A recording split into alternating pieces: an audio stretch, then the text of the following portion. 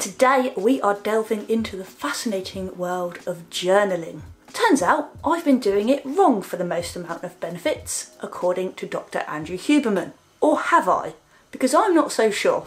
Journaling in the general sense has a great effect on our physical and mental well-being. Numerous studies have shown that journaling can reduce stress, boost mood and improve overall mental health. The act of journaling, putting pen to paper or your thumbs to your phone, helps to clarify and process thoughts and emotions, to gain perspective on life's daily challenges.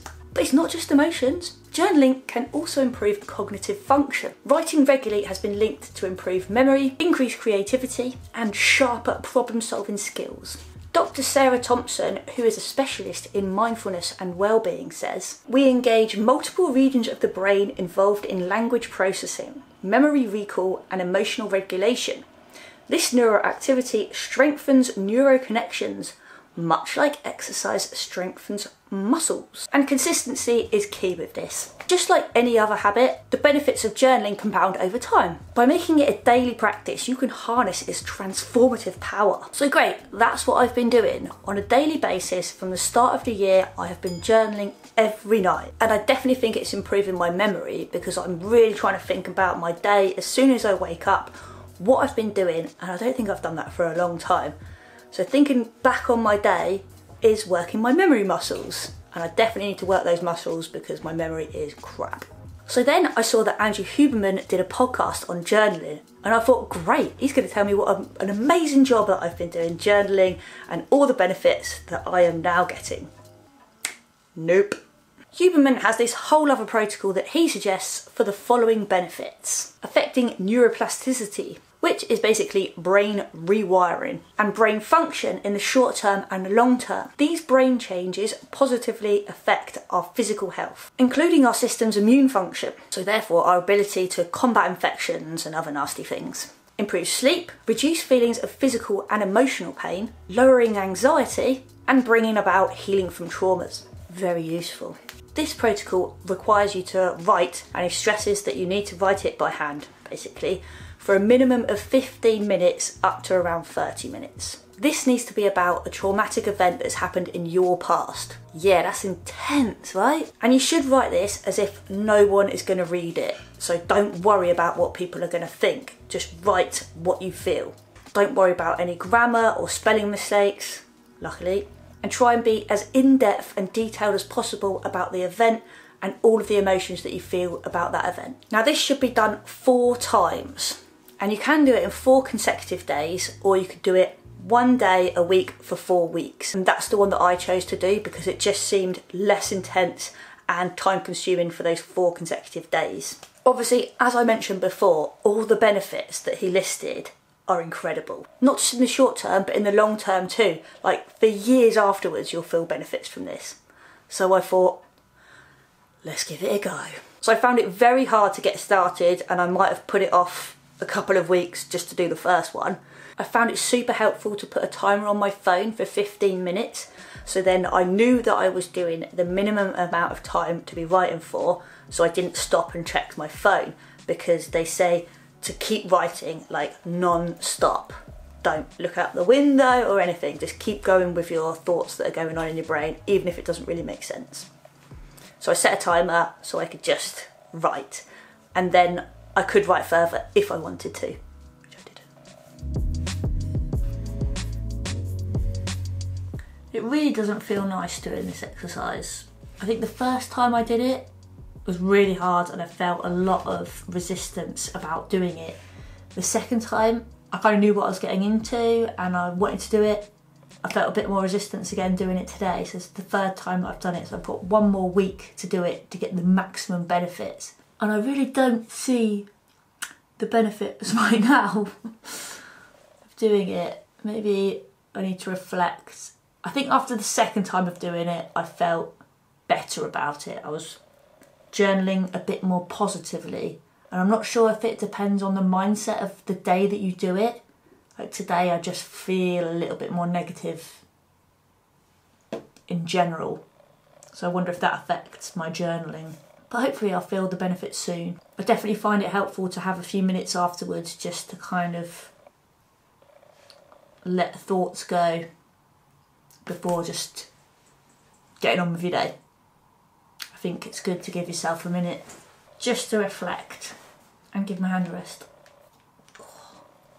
I'll definitely be interested at the end of this to read through the days. It's all about the same event, but 4 weeks apart, writing about the same event for 15 minutes. I want to see how I've written about it differently, or if I have written about it differently at all. I know I have, because it feels different. I'm on my last day of journaling, my journaling protocol recommended by Andrew Hubberman. So it's week 4. I've been doing it for the last 3 weeks, and this is the last one, and I dread doing it every time because it's pretty horrible writing about a traumatic event that happened to you. So yeah, I don't really look forward to it. I'm not entirely sure what the benefits are, but apparently you're meant to feel better than just normal journaling. I suppose it is a bit of an achievement because I really don't want to do it and then I end up doing it, so I am proud of myself in that respect. I'm going to do it today and then see how I feel. I might go back through the other days and just read through those, and it does say to underline, I don't know which way around it is, whatever, it doesn't matter, underline negative words, any sort of negativity, and then circle any positivity.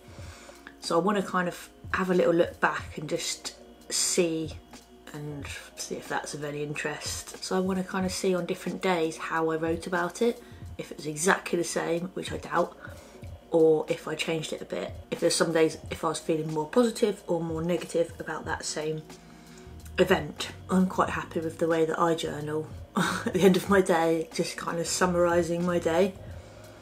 I quite like that, so I'm probably just going to stick with that. I think one of the hardest things that I've been doing at the moment is this sort of self-reflection and looking back on my days and finding out like the highlights of my day, what brings me the most energy, what I'm more focused on, what sort of things bring me the most joy. I really struggle with those sort of exercises because it's asking yourself something that I've not really asked myself for a very long time, like what brings me joy and happiness. I'm not sure what it is, but it's met with a bit of resistance doing those sort of exercises. Or maybe it's just something that I find really hard to do, to realise when I'm feeling those things, because I'm not great at understanding my emotions, and I kind of just feel the basic ones of this makes me happy, this makes me sad, this makes me angry. So to look further into it, I find that really hard. But I hope that by doing these exercises a little bit more, it will become easier and I will recognise those different emotions and feelings of my energy levels, of my engagement levels. Don't really know what that means at the moment. I suppose engagement levels is how much I'm like focused on that thing, not distracted, which easily happens.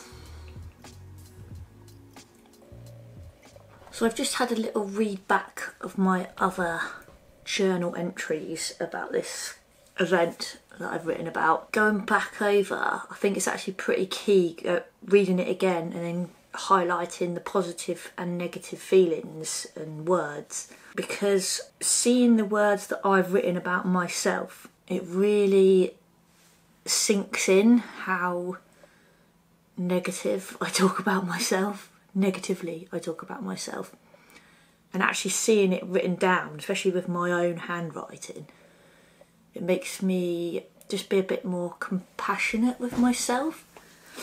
I want to be more compassionate with myself because I think I am quite hard on myself and talk quite negatively about myself, and actually seeing it written makes it sink in a little bit more, rather than, you know, we all kind of make these comments like, oh yeah, it's because I'm stupid, or well, I didn't think about it, or I was lazy or something. It's very easy just to say negative things about yourself and not really think about it. But when it's written down, 4 entries, one after the other, and I'm kind of saying the same things, and it's all more negative than positive. I mean, I am talking about a traumatic event, so I'm not that surprised. But I think in one of the entries, there was only one positive word that I could highlight in 3 or 4 pages. So it's just made me think about being a bit kinder to myself and forgiving myself. I'm glad I've done this exercise. I'm hoping that I can kind of let go of some of that event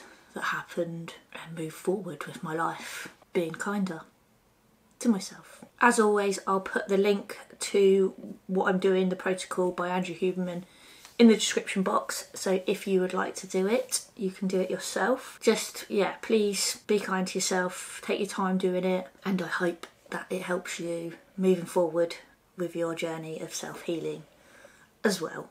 Okay, so I might take it back when I said that Hubberman got it wrong.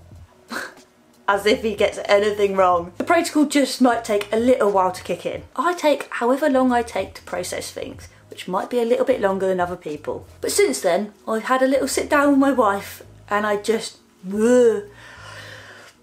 told her everything and had a big release and reflection on the exercise, and I realised that actually it is pretty good and it is worth doing it. It totally fits in with what I'm doing right now on my journey to a happier, healthier life. So give it time if you do choose to do this too. You might feel the benefits straight away, or you might not. But for now, I'm glad I can go back to my normal nightly journaling, which is a bit more pleasant.